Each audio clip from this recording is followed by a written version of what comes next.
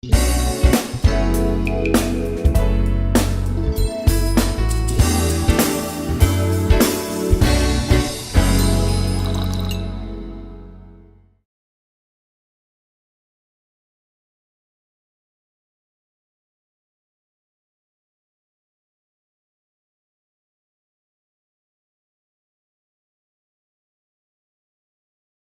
palavra de Deus diz em Amós capítulo 3, versículo 13: duas pessoas andarão juntas se não tiverem em acordo.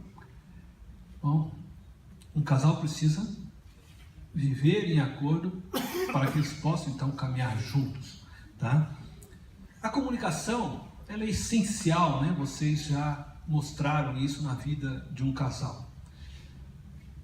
Eu acredito que há pessoas aqui que ainda não casaram, né? Poucas, mas há pessoas aqui que ainda não casaram, né? Eu vou dar um conselho para vocês que não casaram.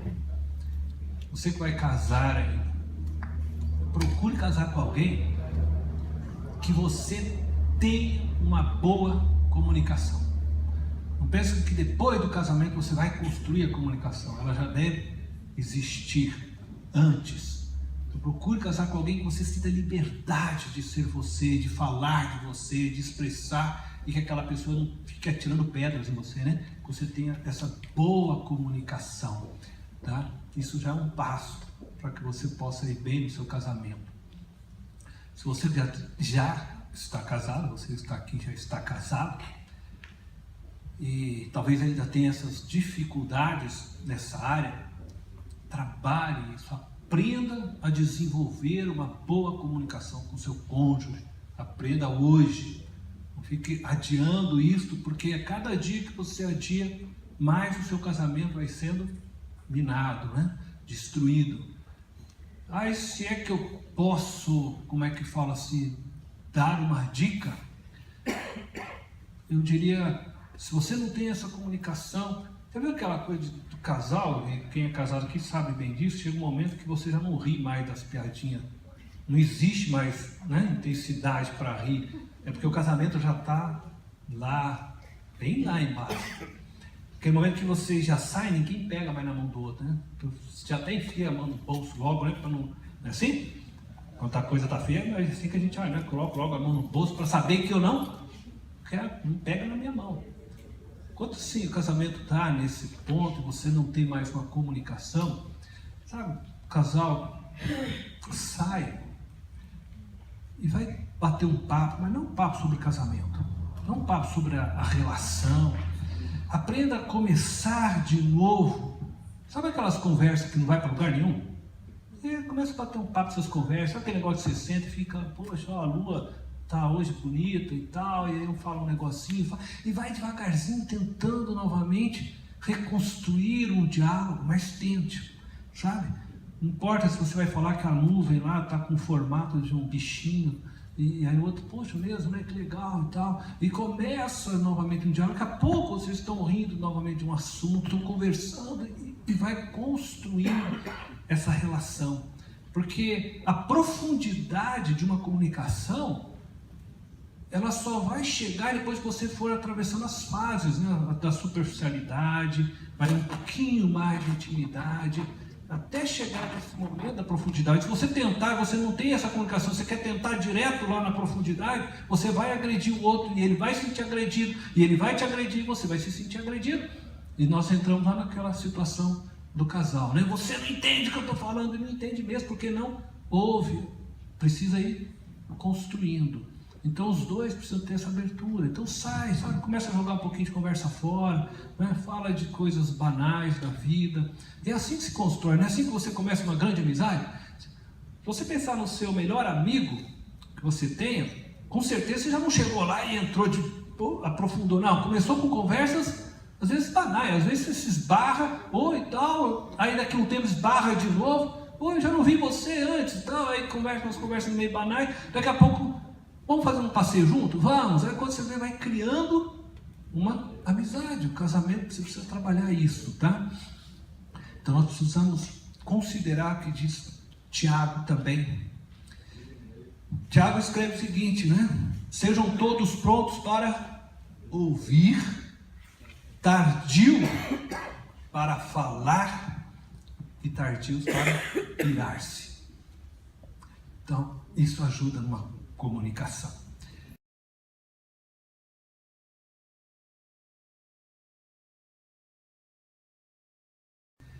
Eu acredito que cada casal, aqui eu estou falando por mim, eu tenho alguns pastores que eu gosto de ouvir, tenho algumas considerações, e eu ouço assim, muitos pastores dizer que o casamento você tem que ter uma conta conjunta, tem que ser tudo junto e tal.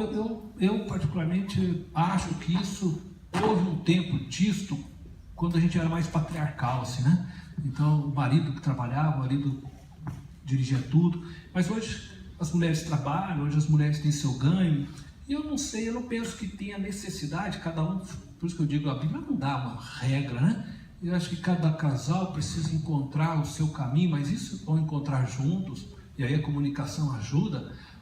Se os dois preferem ter uma conta conjunta, vão lá, todo mundo deposita e vai conversar. Porque também não adianta eu ter uma conta conjunta, eu digo só eu gasto. O outro só deposita. O outro só deposita, é legal.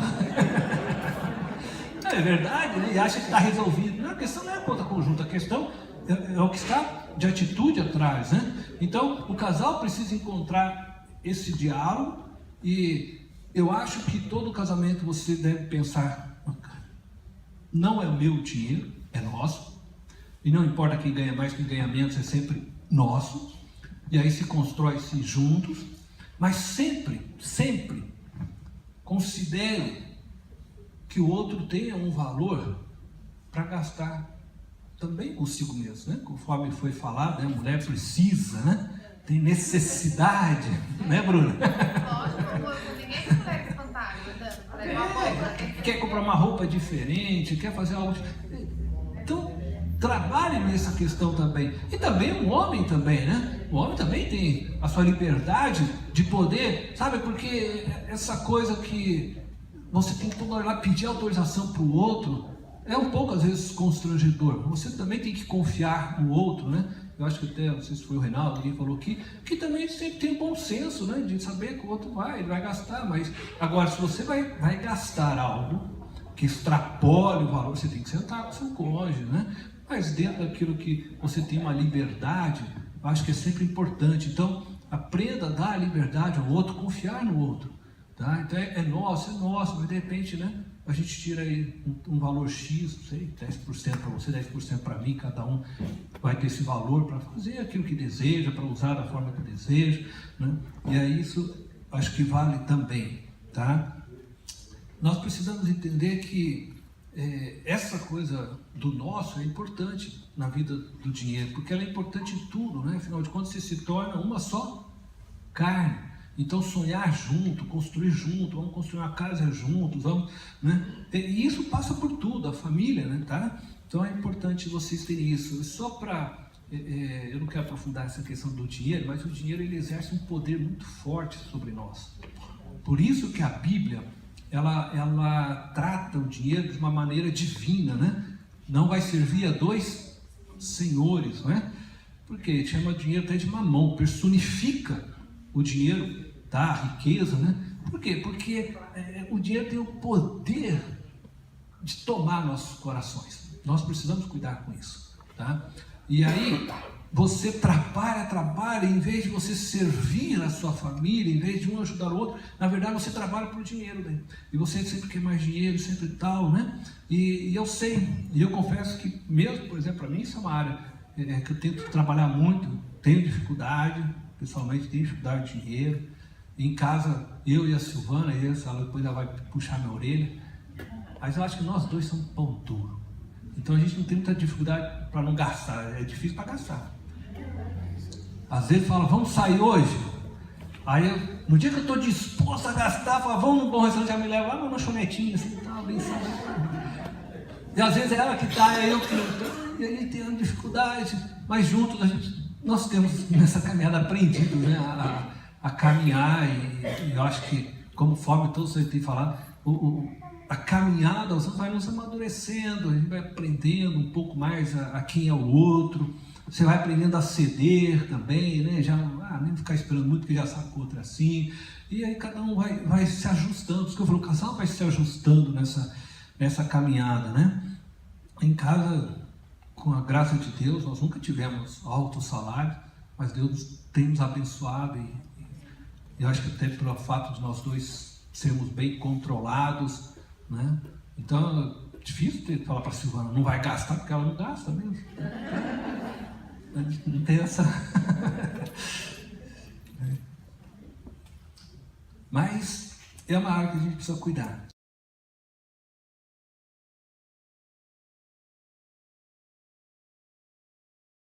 Outra questão, eu quero falar um pouquinho mais aqui nisso, porque eu sei que é uma área que a gente tem certa dificuldade, essa coisa do casamento e sexo. Gente, muitos casais, até hoje, acho que depois de longos anos, não sabem como lidar com isso da maneira melhor. Eu não sei se eu também sei, mas eu vou dizer para você o que a Bíblia diz. E aqui eu vou bem na Bíblia mesmo, porque a gente deve considerar alguns aspectos. Em 1 Coríntios capítulo 7, do verso 1 ao 6, fala disso. Veja só. Quanto aos assuntos sobre os quais vocês escreveram, então, Paulo havia recebido uma carta da igreja de Corinto, né, algumas perguntas, e essas perguntas envolviam casamento, envolvia sexo, e ele diz, então, quanto àquilo que vocês escreveram, aí ele começa a responder. Nós não temos essa carta, né? Mas ele diz assim, é bom que o homem não toque em mulher, mas por causa da imoralidade, cada um deve ter sua esposa, e cada mulher o seu próprio marido. O marido deve cumprir os deveres conjugais para com a sua mulher. Do que ele está falando? É isso mesmo. Seja homem. No bom sentido mesmo. Seja homem. E aí vem para a mulher também. E da mesma forma, a mulher para com o seu marido.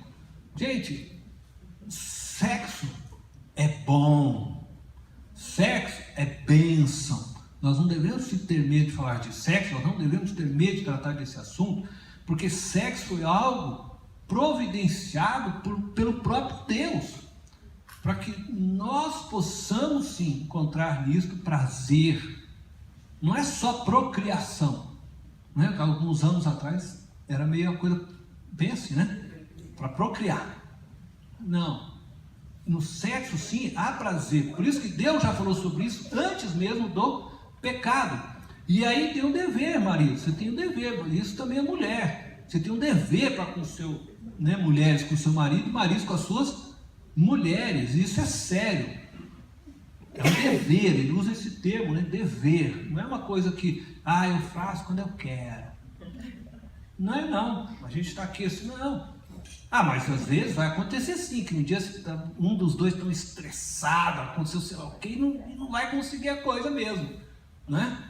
Mas você tem um dever para com o outro, você assumiu esse dever, e isso está relacionado com questões de moralidade. Por isso que ele começa, quanto ao assunto tal, é bom que o homem não toque mulher, mas por causa da imoralidade. Então você tem um dever. Quando você está se relacionando um com o outro, você está ajudando o outro também a ficar em santidade. Olha que coisa louca. Verdade. Então para com esse negócio de dor de cabeça, tá? Por favor. Um dia às vezes é até aceitável, né? Tem dor de cabeça, aí outro dá dor de cabeça, dor de cabeça.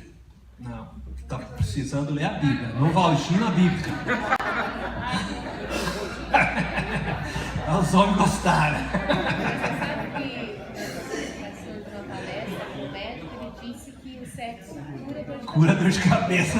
Tá vendo? É o médico falando isso. Gente, aí eu vou continuar, porque eu vou te falar, a Bíblia é um livro interessante, né? A mulher não tem autoridade sobre o seu corpo, mas sim o marido. Da mesma forma, o marido não tem autoridade sobre o seu próprio corpo, mas sim a mulher. Quando nos casamos, você deu o seu corpo para o outro. Olha que coisa doida, né? Verdade. Agora você não tem mais o quê? Autoridade sobre o seu corpo. É o teu cônjuge que tem autoridade sobre o seu corpo. Então para da dor de cabeça. O homem não estou falando, porque o homem é difícil, o homem, né? O homem é difícil, né? Falar que está com dor de cabeça. Fala a verdade, né? É difícil. Ele precisa estar muito estressado. Olha lá ainda, né? Que o homem é só a mulher começar a mostrar um pouquinho e pronto, o homem já está no clima, já está pronto. Ele já esqueceu os problemas. Verdade, né? Olha, eu estou pensando se eu vou chegar igual aquele homem lá. Aquela idade. Fala isso, hein? Nossa. Não é literalmente, né, pastor? Não é literalmente. O cara pode ir pro negócio. Não é controlar o corpo, opa, não pode sair. Não, ele está tratando a relação sexo, né? Ele está falando dessa questão sexual. Olha, essa questão do futebol eu vou deixar para depois, entra por comunicação. Mas vou continuar lendo o texto, para você ver como é que o texto ele trata muito isso, né? Não se recusem um ao outro, tá? Exceto por mútuo consentimento e durante certo tempo. Não se recusem um ao outro, tá? Por quê? Ele fala durante um certo tempo. E isso ele especifica. Para se dedicarem à oração. Quer dizer, não pode recusar. Mas se vocês vão passar um período de consagração com Deus, aí por um certo tempo. E é um certo tempo, gente, porque senão você coloca o outro em situação de risco. É verdade. Se você para de ter relação com o seu cônjuge, você está colocando ele em risco. E daí depois não vem dizer, poxa, ele pulou a cerca, ela pulou a cerca, mas toda vez que estava ali com você, tô com dor de cabeça, tô com dor de cabeça, tô com dor de cabeça. Você está provocando uma situação perigosa. E não vou dizer que o outro é desculpa para o outro pular a cerca, não, por favor. Mas você coloca ele numa situação perigosa. E fisicamente, né? Tá aqui a Patrícia já até falou, né? Biologicamente, o corpo muitas vezes pede. Então você, lembre que o teu corpo não pertence a você, é do outro. Então atenta a isso, tá? Depois ele até conclui, né? Unam-se de novo para que Satanás não os tente por não terem domínio próprio. Digo isso como concessão e não como mandamento, ele termina. Então o sexo é bênção, não é maldição, tá? Sexo não é algo que pertence a você no casamento. Você não tem o direito também de usar do sexo para negociar coisas, tá? E nem o direito de negá-lo, então, ao seu cônjuge.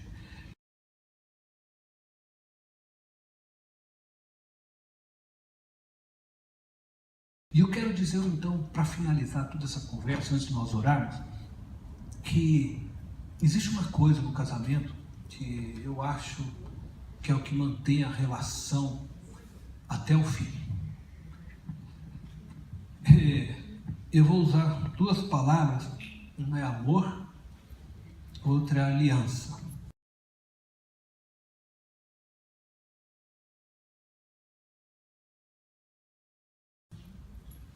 E eu vou explicar por que eu penso dessa forma. No domingo à noite eu até falei um pouquinho o que é amor, e eu vou voltar aqui a repetir. O amor que eu estou aqui dizendo não é essa coisa hollywoodiana, não é esse amor que nós costumamos falar, né? Aquela coisa sentimental, tá? O amor, ele sai desse nível abstrato. O amor bíblico, ele é algo concreto, ele é ações concretas. Quando você lê 1 Coríntios, capítulo 13, fala sobre o amor, e ele descreve o amor em formas concretas, são atitudes. Eu vou citar algumas de exemplo. Por exemplo, o amor não arde em ciúmes, é a atitude que você escolhe. O amor não se ufana. não se ensoberbece. O amor tudo suporta, tudo crê, tudo espera. Tudo isso são atitudes, escolhas que você faz a cada dia. Eu escolho amar. E quando eu escolho amar, eu estou dizendo o seguinte: eu escolho suportar, ainda que me seja pesado, eu escolho suportar. Isso é amor. Eu escolho não ter ciúmes, ainda que a minha carne possa tender aquilo, mas eu faço uma escolha. Isso é amor. Eu escolho não arder em ciúmes. Eu vou confiar no outro, ainda que eu tenha que frear a mim mesmo. Eu escolho esperar.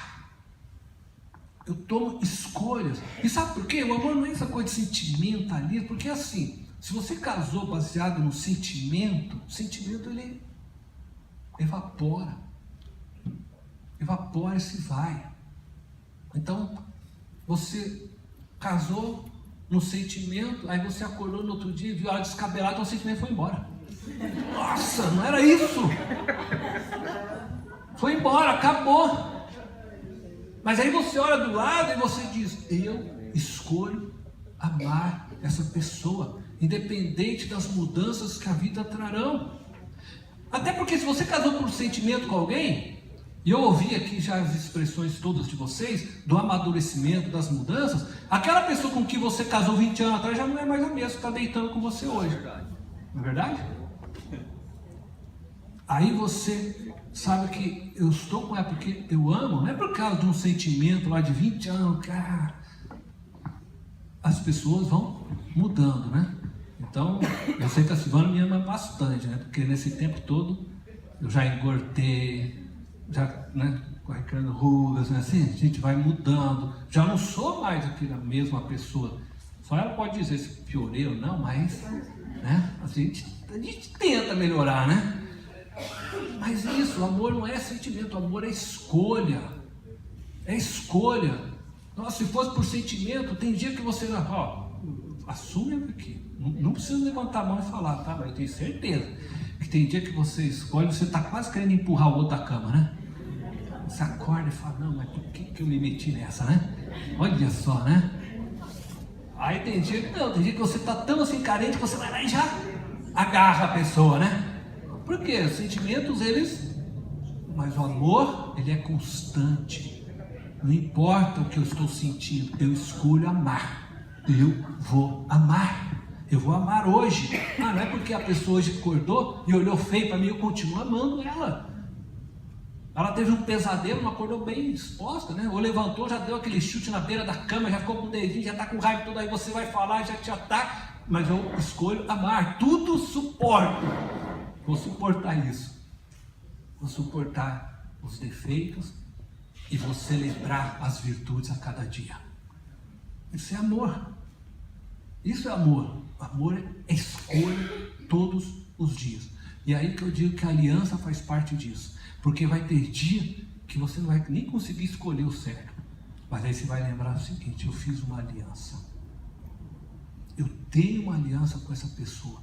Quando aquele casal que nós vimos aqui, né, do filme, chega ao ponto de dizer: eu vou separar, eles estão quebrando uma aliança que foi feita no altar com Deus.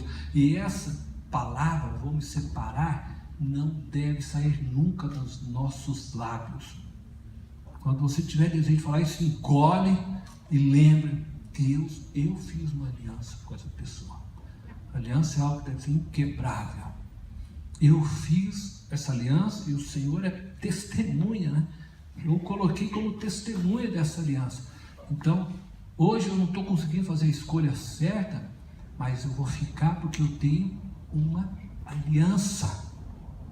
Eu tenho uma aliança. Por isso que a aliança, ela é o que é. Se sai daqui. Onde que é o início dela? Onde é o fim? Não tem mais. Você fez uma aliança, você se uniu à pessoa, se tornou uma só carne. Agora não tem mais o início e o fim. Você vai ser sempre um com ela. É para você lembrar que agora é um compromisso que você fez para sempre. Não se rompe mais isso. Então, a aliança faz parte. E naquele momento difícil, como eu disse, que aí você não está nem encontrando força para dizer eu amo e por isso eu vou suportar, você vai se lembrar e vai dizer: Deus, eu tenho uma aliança e eu vou honrar essa aliança. Porque o que eu disse ao Senhor naquele altar, eu vou honrar até que a morte me separe dela. Ou dele, né? Então, amor e aliança tem que andar junto. Esse amor que eu estou falando, não essa coisa sentimental, esse amor. Então, às vezes, você tem que ir lá em Coríntios, voltar ali e falar: esse é o amor de Deus. Eu tenho essa aliança com Deus. Isso é sério diante de Deus. A aliança é séria diante de Deus. Deus é fiel e cumpre a sua aliança para conosco. Mesmo quando nós falhamos, Deus não deixa de cumprir sua aliança. Por quê? Porque Ele fez essa aliança. Ele vai honrar a sua aliança até o fim. E é assim que nós devemos fazer também em nossos casamentos. Por isso Mateus 19, versículo 6 diz assim: assim eles já não são dois, mas sim uma só carne. Portanto, o que Deus uniu, ninguém os separe. Que Deus possa abençoar a vida de vocês que estão aqui. Eu quero orar por vocês hoje. Se você está aí com o seu cônjuge, né? Segura na mão do seu cônjuge, que não está aqui, mas você pensa nele, né? Coloca ele diante do altar de Deus. Se você não é casado, leve essas palavras com você, né? Para que Deus o abençoe sempre, né? Agora eu vou fazer assim, eu vou chamar a minha esposa para vir aqui também. Vou orar por todos nós. Deus eterno, nós queremos te louvar. Te louvar nesse dia especial, quando estamos aqui falando sobre casamento, falando sobre ser um. A minha oração é que o Senhor ajude, tanto a mim quanto a cada casal que aqui está, a sermos cada vez mais unidos, cúmplices, para que verdadeiramente sejamos um, Deus. Que nossos pensamentos, que a nossa comunicação possa ser, Senhor, algo maravilhoso, extraordinário, de maneira que possamos nos entender, compreender, caminhar na mesma visão. Senhor, eu sei que todos sonhamos com um casamento perfeito, mas na verdade somos individualmente imperfeitos. Mas nós oramos para que o Senhor possa transformar nossas imperfeições, Senhor, em coisas que somem, que agreguem na nossa união, que as nossas diferenças elas possam ser abraçadas pelo outro, aceitas pelo outro, e que as nossas virtudes possam ser celebradas pelo outro, Deus, como algo que construa, e dessa forma possamos construir um na vida do outro. Que a tua glória, Senhor, ela seja derramada através de nossas vidas como casais, que na nossa união possa ser vista a tua imagem, Jesus, e que o Senhor ensine a cada um de nós a como lidar com tudo isso, de maneira que o teu nome seja engrandecido. Que cada casal que está aqui hoje, Senhor, seja luz, seja exemplo, aonde forem, por onde pisarem as plantas dos pés, deixem as marcas do teu evangelho, que através de cada casal, de cada família, o Senhor seja glorificado hoje e sempre, Deus. Que a tua bênção seja sobre todos nós, faz resplandecer o teu rosto sobre nós. Que a paz do Senhor seja conosco hoje e sempre. Amém, Jesus.